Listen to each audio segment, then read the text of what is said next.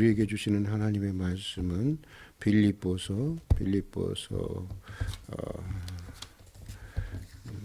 3장, 빌립보서 3장 10절부터 16절까지의 말씀입니다. 빌립보서 3장 10절부터 16절까지의 말씀입니다.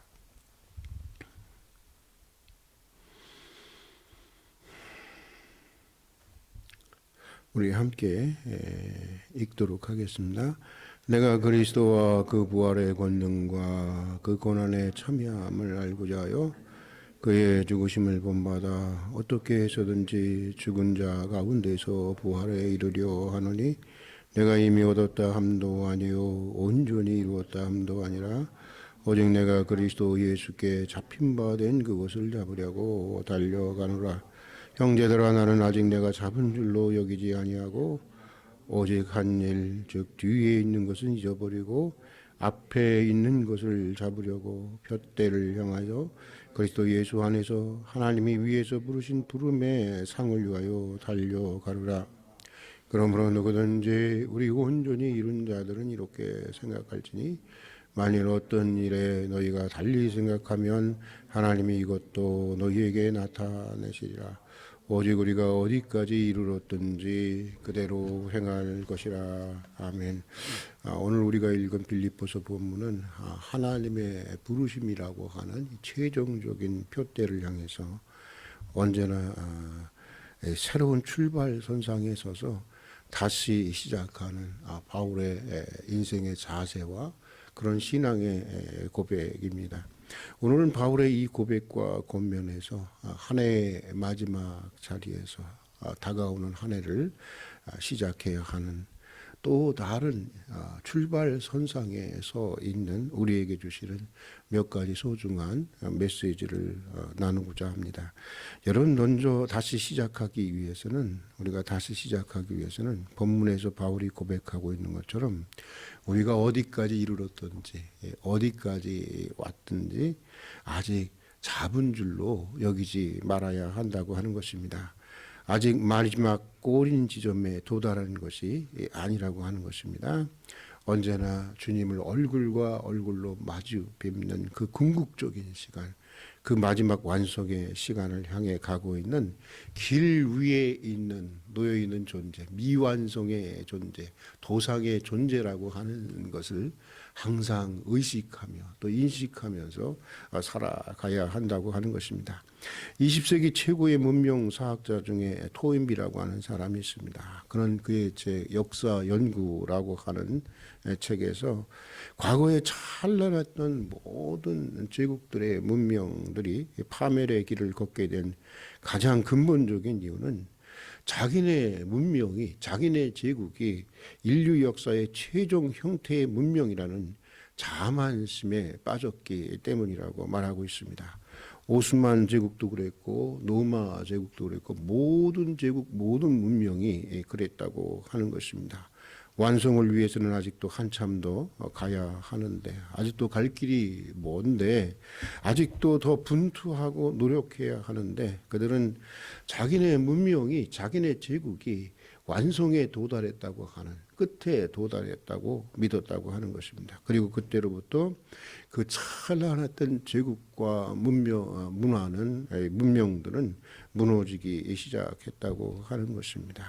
오래전입니다. 평생 훌륭한 목회를 하시고 은퇴하셔서 많은 후배들로부터 존경을 받는 어느 목사님이 후배 목회자들이 모임에서 강의하시다가 정말 목회자 사회에서는 있을 수 없는 아주 쇼킹한 말씀을 하셨습니다. 이런 말씀이었습니다.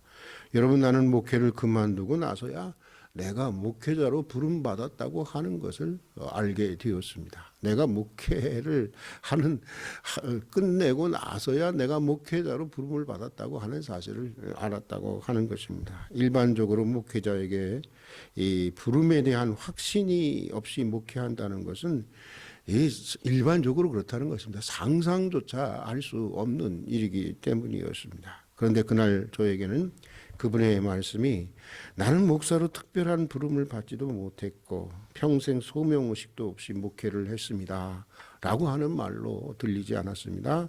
오히려 이렇게 들렸습니다.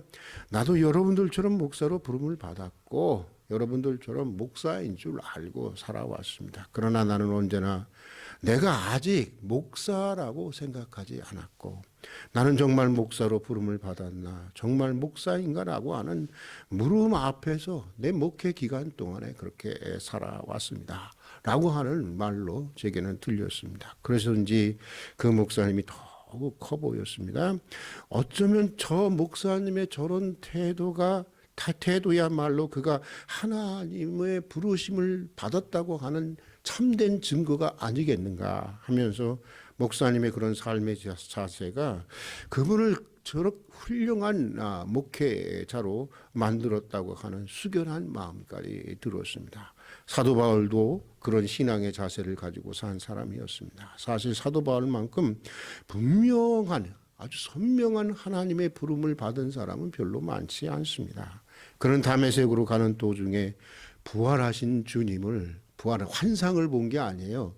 부활하신 주님을 직접 목격하게 되는 경험을 하게 됩니다. 그리고 그로부터 직접 사도로 부름을 받게 됩니다. 그리고 더 나아가서 아나니아라고 하는 선지자를 통해서 자기의 부르심에 대한 재확인까지 받게 됩니다. 바울에게는 이미 과거에 일어난 사건이었습니다. 이미 붙들린 사건입니다. 아니 이미 붙잡은 사건입니다. 그러나 그는 본문에서 이렇게 고백을 합니다. 내가 이미 얻었다 함도 아니요 온전히 이루었다 함도 아니라 오직 내가 그리스도 예수께 잡힌 바 된 그것을 잡으려고 쫓아가노라. 이미 잡혀 있었고 잡았는데 아직 잡은 것으로 여기지 않고 여전히 잡으려고 쫓아가고 있다고 하는 것입니다. 과거의 사건을 아직 도달해야 할 미래의 표대로 생각하면서 언제나 나는 정말 부름을 받은 사도인가? 나는 정말 사도로 그렇게 살아가고 있는가라고 하는 그 물음 앞에서 살았다고 하는 것입니다. 게다가 그는 이제까지 한 그 많은 일들, 이제까지 이룬 그 위대한 업적, 이제까지 한 모든 수고를 잊어버리고 이제 막 출발하려는 마음으로 시작하려는 마음으로 부르심에 더 깊고 원대한 표대를 향해 언제나 새롭게 출발선상에 서는 인생이 되겠다고 하는 것입니다. 아마도 이런 삶의 자세가 예수 믿는 사람들을 잡아 죽였던 바울을 오늘 우리가 아는 그런 위대한 바울로 만든 것이 아니겠는가 그런 생각이 듭니다. 여러분 다시 시작할 수 있는 것만큼 귀한 것이 없는 것입니다. 그렇죠? 다시 시작할 수 있다고 하는 것만큼 가슴 설레는 일이 없는 것입니다. 다시 시작하는 기쁨을 누리시고 싶습니까? 이것을 기억하십시다. 아직 끝난 것이 아닙니다. 마지막이 아닙니다. 바울의 고백대로 우리가 어디까지 왔든지 부르심의 최종 표대를 바라보면서 언제나 또 다른 출발선상에 서서 지금까지 해온 그대로 열심히 행하는 것입니다. 마치 기록에 도전하는 육상 선수처럼 한 번 뛰고 났으면 100m를 뛰고 났으면 어떻게 되는 거예요? 기록을 재는 시계의 초침을 다시 0으로 돌리고 다시 어떻게 되는 거죠? 출발선상에 서야 하는 것입니다. 네. 여기에 다시 시작하는 기쁨이 있게 되는 것입니다. 육상 선수가 지난번에 기록에 연연하고 안주하면서 다시 출발선상에 서지 않는 한 새로운 기록도 새로운 출발도 그에게 있을 수 없는 것입니다. 자, 또 다시 시작하기 위해서는 여러분 과거에 묶여서는 안 된다고 하는 것입니다. 과거로부터 벗어나야 한다는 것. 출애굽하는 것처럼 우리는 계속해서 과거로부터 벗어나야 되는 거예요. 하나님은 계속 이렇게 성경을 보면요, 계속 벗어나게 하세요. 과거로부터 벗어나. 출애굽도 그렇죠. 또 나중에 어디입니까? 저 약속의 땅에 들어가서는 이제는 그것을 벗어나서 더 큰 본향을 바라볼 수 있는, 더 큰 약속의 땅을 바라볼 수 있도록 성경은 계속해서 벗어나게 하는 그런 책인 것을 보게 됩니다. 바울의 고백처럼 오직 한 일 뒤에 있는 것은 잊어버려야 하는 것입니다. 기념비를 세울 생각을 하지 말아야 돼요. 기념비를 세우려고 해 자꾸만 사람들은. 그러나 우리는 기념비를 세울 생각을 하지 말고 또 다른 목적지를 향해 새로운 출발지를 향해 나아가는 하나의 발걸음들이 되어야 하는 것입니다. 그것이 자랑스러운 과거이든지 부끄러운 과거이든지 교훈을 얻었으면 털어버리고 미래를 지향하는 사람들이 되어야 하는 것입니다. 요셉의 인생이 그것을 우리에게 보여주고 있습니다. 요셉이 17 나이더라고요. 그 나이에 어떻게 됐죠? 형들에 의해서 인신매매를 당하고 노예로, 애굽의 노예로 팔려가게 됩니다. 이 요셉은 그 후에 또 보디발의 아내의 모함으로 30살이 되기까지 궁중 깊은 지하 감옥에 갇히게 됩니다. 여러분, 이런 인생이 어디에 있겠습니까만은 이런 인생이 진짜 있는 거예요. 우리는 자꾸만 내가 고생을 당하고 막 어려운 일을 당하고 모함을 당할 때 왜 나에게 이런 일이 있을까? 이런 생각을 하는데 그럼 요셉은 왜 이런 일을 당해야 됩니까? 요셉의 얘기를 읽으면서도 실질적으로 나의 얘기로 읽지 않는 거예요. 성경을 읽으면서 그 얘기를 나의 얘기라고 읽지 않는 것입니다. 얼마든지 나의 스토리가 될 수 있는 거예요. 나의 라이프가 될 수가 있는 것입니다. 그런데 그런 요셉이 어떻게 됐어요? 나중에 보니까 하나님의 은혜로 애굽의 총리가 되었습니다. 그리고 첫 번째 아들을 낳았습니다. 그리고 그 이름을 뭐라고 줬죠, 여러분? 므낫세라고 지었습니다. 므낫세라는 이름은 이런 이름입니다. 한번 같이 한번 따라하십시다. 나로 나의 모든 고난과 나의 아비 집의 모든 일을 잊게 하셨다. 이거 우리에게도 므낫세의 은혜가 있기를 바랍니다. 그런 의미를 가진 이름입니다. 형들에 의해서 노예로 팔린 사건, 보디발의 부인의 모함을 받고 10여 년의 죄 없이 지하 감옥에 갇혀 지냈던 그런 고통들. 사실 여러분 이거 잊을 수 있어요? 예? 이것도 형제들에 의해서, 형제들에 의해서 도무지 잊을 수 없었던 그 트라우마, 원망, 그 정말 아주 분통한 그 고통스러움, 이 트라우마를 어느 날인가 하나님의 은혜로 몽땅 다 잊어버렸다고 고백하고 있는 그 고백이 담겨 있는 요셉의 신앙 고백이 담겨 있는 이름이 바로 첫 번째 아들 므낫세의 이름입니다. 그리고 이어서 요셉은 두 번째 아들을 낳습니다. 그리고 그 이름을 이번에는 뭐라고 줬을까요? 여러분, 에브라임이라고 지었습니다. 에브라임은 어떤 뜻이죠? 우리 따라서 한번 해보겠습니다. 나로 창대케 하셨다. 이 은혜가 여러분에게 임할 줄로 믿습니다. 주목해야 하는 것은 여기 두 아들들의 이름을 통해서 주시는 소중한 하나님의 메시지가 있다고 하는 것입니다. 그것은 바로 이것입니다. 잊었더니 뭐가 됐더라? 창대케 되었더라. 잊었더니 창대케 되었더라. 묶였던 과거로부터 풀려나니까 어떤 역사가 있었어요? 창대케 되어지는 역사가 있었다고 하는 것입니다. 기억 상실증에 걸린 한 남자가 의사를 찾아왔어요. 그리고 의사가 딱 진단하고 나서 이런 진단을 내렸습니다. 당신의 기억을 되살리려면 당신의 시력이 손상되게 됩니다. 다른 방법이 없습니다. 두 가지 중에 하나를 선택하셔야 됩니다. 기억을 되찾기를 원하십니까? 아니면 두 눈으로 보기를 원하십니까? 참 어려운 일이죠. 그런 심사숙고한 후에 이렇게 대답을 합니다. 기억을 되살리기보다는 제 시력을 그대로 유지하겠습니다. 내가 과거에 어디 있었는가를 보기보다는 앞으로 어디로 가게 되는지를 보는 것이 더 나을 것 같기 때문입니다. 라고 했다는 것입니다. 참 지혜로운 것이죠. 그렇습니다, 여러분. 과거 때문에 미래를 잃는 것만큼 어리석은 일이 없는 거예요. 과거 때문에. 누구나 다 체험하는 일이지만 보통 기억이 안 나서 괴로울 때보다는요, 잊어버려야 할 것을 잊지 못해서 괴로울 때가 더 많이 있습니다. 저는 이게 수술을 4번 하고 나니까 건망증이 무지하게 심해졌어요. 그러니까 여러분들 제게 얘기했다가 또 제가 또 물을 때 있을 거예요. 여러분 그럴 때 우리 목사님은 도대체 나에 대해 관심이 없는 거야? 이렇게 생각하지 마세요. 병이구나. 이렇게 생각하시면 돼요. 건망증이구나. 이렇게 생각하시면 돼요. 여러분 그런데 말이에요. 잊어야 이 보통 기억이 안 나서 괴로울 때보다는 잊어버려야 할 것을 잊지 못해서 괴로울 때가 훨씬 더 많은 거예요. 잊어야 할 것을 잊어야 하는 것입니다.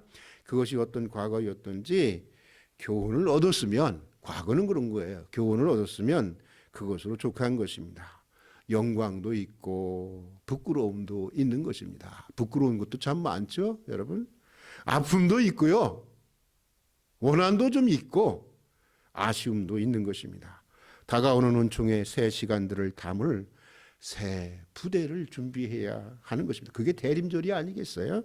그럴 때 요셉처럼 창대한 역사가, 영적으로든 육적으로든 창대한 역사가 우리 가운데 열리게 되는 것입니다. 여기에 다시 시작하는 기쁨이 있는 것입니다. 자, 또 다시 시작하기 위해서는 무엇이 있어야 되냐면 선명한 인생의 표대가 있어야 한다는 것입니다. 여러분, 선명한 인생의 표대가 있어요? 자기 인생 전부를 쏟아 부을 만큼의, 그리고도 아깝지 않는 그런 가치 있는 목표를 세워야 한다고 하는 것입니다. 맥스웰 말츠라고 하는 사람의 책에 심리인공두뇌학이라고 하는 책에서 그런 목표의 중요성에 대해서 이렇게 얘기해 주고 있습니다. 제가 좀 읽어드릴게요. 사람들은 목표 지향적인 구조로 창조되었다. 하나님에 의해서 창조되었다. 그래서 우리에게 흥미로운 개인적인 목표가 없을 때 인생의 상실감을 맛보게 된다. 우리는 본래 환경을 정복하고 문제를 해결하면서 목표를 성취하도록 창조되었기 때문에 정복해야 할 장애나 성취해야 할 목표가 없는 한 우리에게 진정한 만족이나 행복이란 있을 수 없다. 인생이란 무가치한 것이라고 말하는 사람들은 그들 스스로에게 가치 있을 만한 개인적인 목표를 소유하지 못하고 있음을 말하고 있을 뿐이다. 당신은 힘써 일할 수 있도록 가치 있는 목표를 세워라. 좀 더 나은 계획을 소유하라. 지금의 상황을 벗어날 것을 결정하라. 앞으로 나아갈 무엇인가를 항상 가지라. 이렇게 얘기해 주고 있습니다. 여러분은 여러분이 가진 모든 것을 투자할 수 있는 정말 가치 있는 목표, 그것을 위해서는 내가 정말 내 인생 전체를 내놓을 수 있다. 나 죽을 수도 있다. 기꺼이 죽을 수도 있다. 라고 하는 그런 목표가 있습니까? 맥스웰 말츠의 말대로 사람이 목표를 잃어버렸을 때 기쁨을 상실하게 되는 것입니다. 그리고 무기력해지고요, 침체에 빠지게 되는 것입니다. 알렉산더 아시지 않습니까? 전 세계를 정복한 이 알렉산더는 전 세계를 정복하고 나서 앉아서 엉엉 울었다고 합니다. 왠지 아세요? 더 이상의 목표가 없어서. 그리고 그가 더 이상의 비전을 상실했을 때 그런 술병 하나도 가누기가 힘들었다는 거예요. 그의 나이 33살인가 그랬을 거예요. 사람은 그가 세운 목표만큼 이룬다는 말이 있습니다. 그가 세운 목표만큼 이룬다는 말이 있어요. 인생의 성공 여부는 그가 세운 목표에 달려 있다고 하는 말입니다. 어떤 의미에서 보면 내가 지금 가지고 있는 고민이나 근심, 행복이나 불행은 사실 내가 세운 목표에 의해서 이루어지는 거예요. 결정되는 것입니다. 자기가 세운 목표를 가지고 자기 인생을 평가하기 때문인 거죠. 그렇지 않아요? 내가 몇 점짜리 되겠어. 그런데 그 몇 점이 안 나오면 어떻게? 불행한 그런 감정을 느끼게 되는 거잖아요. 그러고 보면 더 나가서 생각해 보면요. 실패라고 하는 것이 따로 있는 것이 아닙니다. 목표를 잘못 세우면 그것이 곧 실패가 되는 거예요. 그렇죠? 이건 전체가 실패가 되는 거예요. 왜? 그 평가 기준인 목표 자체가 잘못되었으니까. 성공하는 인생이 되려면 무엇보다도 제대로 된 인생의 목표, 인생의 표대를 세워야 하는 것입니다. 그리스도인들에게 제대로 된 목표가 무엇일까요? 저는 이렇게 생각합니다. 아니, 오늘 말씀에도 나왔는데 부활의 날에 하나님이 인정하시고 하나님의 상급이 보장되는 목표입니다. 동의하십니까? 예. 그가 아무리 이 땅에서 화려한 인생을 살고 성공적인 인생을 살았다고 하더라도 부활의 날에 하나님이 인정하지 않는 인생이라면 그것이 가장 불행한 인생이 아니겠습니까? 바울은 부활의 날에 하나님이 인정하시고 하나님의 상급이 보장되는 선명한 인생의 표대를 가지고 산 사람이었어요. 그래서 바울은 이렇게 말하고 있습니다. 나는 어찌하든지 죽은 자 가운데 부활하기를 원하노라. 이게 바울의 인생의 대명제예요. 가장 큰 표대예요. 바울의 목표예요. 그래서 그 표대를 향하여, 그러니까 그 목표를 향하여 하나님이 위에서 부르신 부름의 상을 위하여 쫓아가노라. 이렇게 얘기하고 있습니다. 바울의 서신 전체를 읽어보면 바울의 목표는 있잖아요. 뭘 것 같아요? 큰 교회를 세우는 것이었을까요? 그런 거 아니더라고요. 뭐 총회장이 되는 것이었을까요? 그런 거 아니었어요. 정말 고귀한 목표를 가지고 살았어요. 예수님을 날마다 더 깊이 알아가는 것이었습니다. 바울의 목표는 예수님을 날마다 더 온전히 닮아가는 것이었습니다. 바울의 목표는 살든지 죽든지 내 안에서 그리스도의 존귀한 모습이 드러나는 것이었습니다. 또 바울의 목표는 주님의 복음을 땅끝까지 전하는 것이었습니다. 사도행전에 보면 바울은 이렇게 고백을 하고 있습니다. 오직 성령이 각성에서 내게 증언하여 결박과 환난이 나를 기다린다고 하나 내가 달려갈 길과 주 예수께 받은 사명 곧 하나님의 은혜의 복음을 증거하는 일을 마치려 하면은 나의 생명을 조금도 귀한 것으로 여기지 아니하노라. 여러분의 인생의 표대가 무엇입니까? 대림절 새벽기도를 통해서 부활의 그날에 하나님의 기억되고 하나님의 상급이 보장되는 인생의 표대를 다시 한번 세워볼 수 있기를 바랍니다. 한 해를 마치고 다시 한 해를 시작하려고 할 이 또 다른 출발선상에 서서 우리가 한 일 곧 뒤에 있는 일은 잊어버리고 위에서 부르신 부름의 표대를 향해 언제나 처음처럼 마치 출발선상에 서 있는 것처럼 그 마치 육상 선수들이 그러잖아요. 우리도 육상 해봤지만 이제 차렷 땅 하잖아요. 그때 어떻게 하죠? 온 몸을 앞으로 이렇게 기울이잖아요. 땅 하면 뛰려고. 여러분 그런 자세로 다시 시작할 수 있는 여러분들이 될 수 있기를 주의 이름으로 축복합니다.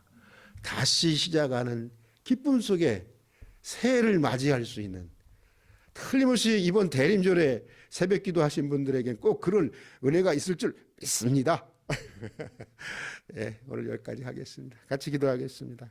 한 해를 마치고 다시 다가오는 한 해를 시작해야 할 또 다른 출발 선상에 선 저희들에게 부르심의 표대를 향해서 다시 시작할 수 있는 은총을 내려주시옵소서. 지금까지 실패든 성공이었든 아직 마지막이 아님을 알게 하시고 우리가 어디까지 왔든지 그대로 행하는 저희들이 되게 해 주시옵소서.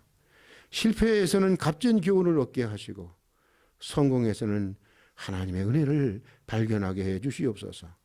자랑스러운 과거이든지 부끄러운 과거이든지 잊어버릴 수 있는 은총을 주시옵소서. 부활의 날에 기억되는 표대를 세우고 다시 시작할 수 있는 기쁨의 사람들이 되게 해 주시옵소서. 예수님 이름으로 기도드립니다. 아멘.